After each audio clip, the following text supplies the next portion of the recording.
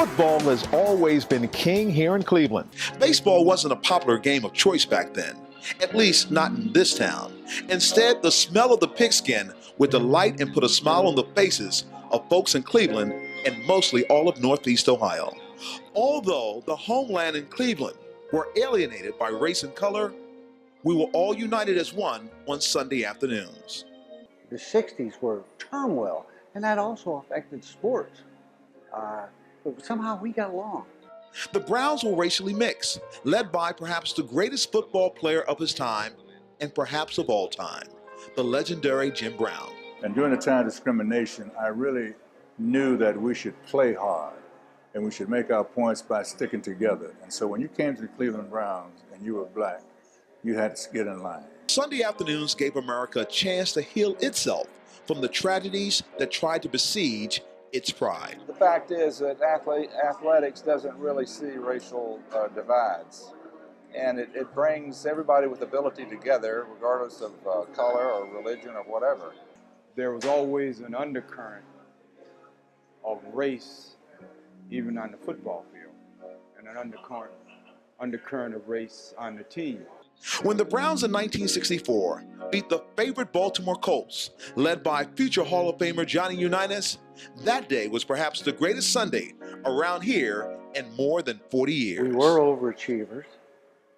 The pride was there. You got to remember the times. 2 years later, the cities were burning. So we were loyal to each other and we supported each other. Jim was the cement of the Browns, not only for the team, but as African Americans. A great tribute to this organization and to the players who played on that 1964 team. The Cleveland Browns were the New York Yankees of professional football. So Modell says to me, well, Walter, I've done more for black people than they do for themselves. That's what a white man's telling me. I said, Mr. Modell, I doubt that. I'm not going to accept that just because she said, you're not doing anything for me. You're not even doing me a favor, man. If I couldn't play football, I wouldn't be here. So you don't do nothing for black people. If Jim Brown couldn't play football, he wouldn't be here. We had college graduates here who were also socially conscious. And of course, they all were their own people. That was the politics of that day. They didn't want some of us to do too well. So when you look at the black players from those days, all of those individuals are successful. The Cleveland Browns in 1964 were unique. They had a total of 13 African-American players. Most NFL teams had 4 to 6.